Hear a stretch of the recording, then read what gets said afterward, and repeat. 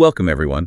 Today we're going to share some stories, not just any stories, but some truly unsettling ones that have surfaced from the darker parts of the internet. Exactly. These are tales that really blur that line between what might be some disturbing fiction and what could be terrifyingly real. Yeah, they prompt questions, don't they, about what's really out there in the digital shadows. So our plan today is simply to recount some of these, explore the kind of fear they generate. And maybe touch on what they reveal about, human nature when it meets the anonymity of the web. These stories, they tend to stick with you. They really do. They get under your skin. Yeah. And the first one, it takes us straight into 4chan. Specifically, the random board B. Ah, yes, B. Yeah. For anyone listening who doesn't know, it's a place where anonymity is key. Completely. Yeah. And the content can swing wildly, from bizarre humor to, things that are genuinely disturbing. It's hard to tell what's real sometimes. A digital Wild West, as some call it. And it was there that something profoundly troubling started happening. It began with an anonymous user. They started a thread, uploaded some pictures, grainy, unsettling photos. Not just random images, though. No, definitely not. They look like photos of murder victims. Right. And the thread gained traction fast. A grim kind of attention. Especially when some users thought they recognized one of the victims, a woman named Shauna Maynard. Her murder case was unsolved, wasn't it? The killer never found. That's right. So just seeing those images was deeply chilling for everyone involved. But it didn't stop there. Not at all. Things escalated. On September 22nd, the same anonymous user came back, posted again in the same thread. And this time This time it was different. An image with a piece of paper in it, scrawled on the paper were the words, "I'm back," and a timestamp. Okay, that's already unnerving. And next to the paper, a photo. A man, his eyes covered by another piece of paper. He looked like he was covered in, blood. And the caption, Just one word. dying. Wow, okay. The reaction online must have been intense. Shock, morbid curiosity. Exactly. And adding to the whole eerie vibe, the post number itself, it ended in 666. Oh, of course. People would have picked up on that immediately. Another layer of unsettling symbolism. Definitely. And as people were reacting, speculating, trying to figure out what was going on, the original poster, they weren't finished. There was more. Oh, yeah. A short while later, another image, same man, different angle. Still incredibly disturbing. And the caption this time, let me guess. Even shorter, even more final, just dead. Ted, just like that. Broadcast online, that's a nightmare unfolding in public. It really was. And that's when the theories about this dying dead man started flying. Right. I mean, it looked like a male victim, but some people wondered, could it be the poster themselves? That was a big theory, yeah. Especially since the earlier pictures, the ones thought to be Shauna Maynard, were female victims. So maybe this was the user covering their eyes to stay anonymous. Plausible in a dark way. And were there other images? Yes, more were posted, some supposedly showing Shauna Maynard again, after her death. It was like this user was building a horrifying public narrative. Piece by piece. And then came the final post, the part that really cemented this whole thing in internet history.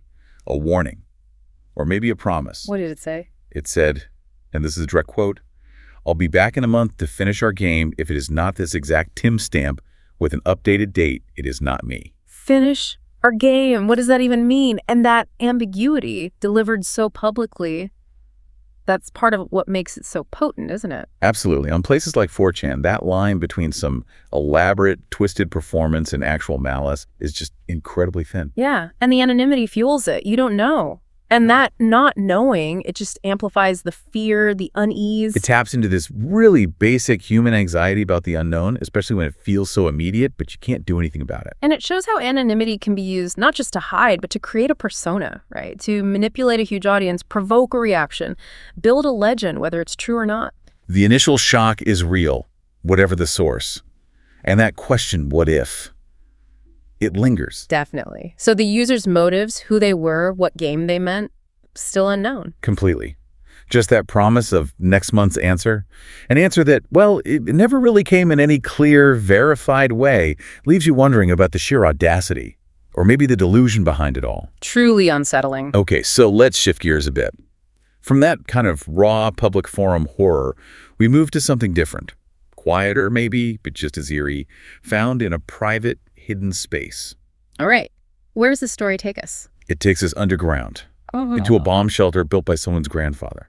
This is another anonymous user story. A bomb shelter, okay. Yeah, apparently the grandfather was extremely paranoid during the Cold War, convinced the bombs were going to fall. A common fear back then, but it sounds like he took it further than most. Much further. He spent years digging this thing out himself, carved it out of rock, limestone, a huge complex shelter beneath his property. Wow, that's dedication or obsession. Right.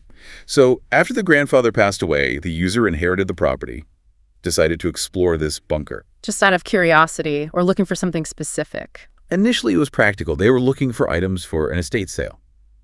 See if there was anything valuable down there. Makes sense. What did they find at first? Well, at first, nothing much. Just what you might expect. A rusty old makeshift toilet, some tools, general junk and garbage. Pretty mundane, really. Just a dusty old shelter. Exactly. But they kept going, deeper into this man-made cavern. And that's when they found it. Something hidden. Okay, now I'm intrigued. Behind an old, rusty gate, almost hidden from view, there was another chamber. A secret room. Secret? How so? The user described it as looking less like part of a shelter and more like a cabin, underground, which is weird enough. Very weird. What was inside? Inside, the atmosphere was just thick, heavy. The walls were covered in carvings, religious symbols apparently etched right into the stone. Carved into the stone. Right. Not painted. No, carved. And alongside them, sculptures. Ornate sculptures of faces. Ghostly faces, the user said. What kind of faces? Some looked gentle, some looked really aggressive, menacing, and one carving stood out as skull. Just a skull carved there among the other symbols. Very out of place. That's incredibly creepy. A hidden room with carvings of ghosts and a skull. But that wasn't even the most disturbing part. There's more.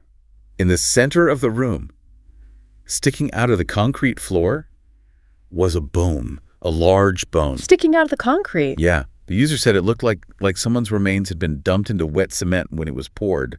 Yeah. And just left there, part of the floor. My God. That's horrifying. What on earth was the grandfather doing down there? Exactly. Was it just paranoia or something much, much darker? It raises so many questions. What happened next with the online post? Well, this is where it gets even stranger. That image, the picture of the bone sticking out of the concrete, probably the most crucial piece of evidence. It was deleted? Swiftly deleted. And then shortly after that, the entire thread just vanished, wiped. Gone. Why would they do that? We don't know. The user did apparently share the coordinates, the location of the bunker. But it's completely unclear if anyone ever went there to check. So no confirmation, no follow-up. Not publicly, no. No one's come forward saying, yes, I went there, I saw the room, the bone, nothing. So we're left again with this ambiguity. Was it real? A genuine, incredibly creepy tomb hidden away? Or was it just a very well-crafted hoax, designed purely to disturb people online? And the deletion just adds to the mystery, doesn't it? Makes you lean both ways. If it's real, maybe they got scared. If it's fake, maybe deleting it was part of the plan. It really makes you think about hidden lives, secret histories, what might be buried, literally, just out of sight, and how the internet can both reveal and conceal these things. It's a powerful story, real or not. The imagery alone is deeply unsettling. It absolutely is. A chilling thought, what might be hidden right under our feet. Okay, for our last story, we're shifting again, moving away from, explicit gore or hidden tombs towards something more psychologically unsettling, a different kind of weirdness. Okay, where does this one come from? This originates from a pretty common internet thing, a battle station thread. Right, where people post pictures of their computer setups, their gaming rigs. Exactly. Yeah. Usually just harmless fun, right? Yeah. People showing off their monitors, keyboards, maybe some cool lighting. Yeah, tech enthusiasts sharing their hobby. But in this one particular thread, things started to get strange. Took a weird turn. How so? One user started posting pictures of their battle station. But the pictures, they weren't typical. What was different? It wasn't about high-end gear. It was the details. Things were just a little bit off. Off in what way? Not just messy. No, not just messy. More like deliberately unsettling. Maybe one picture had a webcam aimed strangely, like not at the user, but maybe at a broken doll sitting next to the screen, always slightly out of focus. Okay, that's odd. Or maybe the wires, instead of being neatly managed, were braided into these bizarre, almost ritualistic-looking patterns. No practical reason for it. Huh. Any other examples? Yeah, people describe things like Post-it notes in the background with weird, cryptic messages barely readable.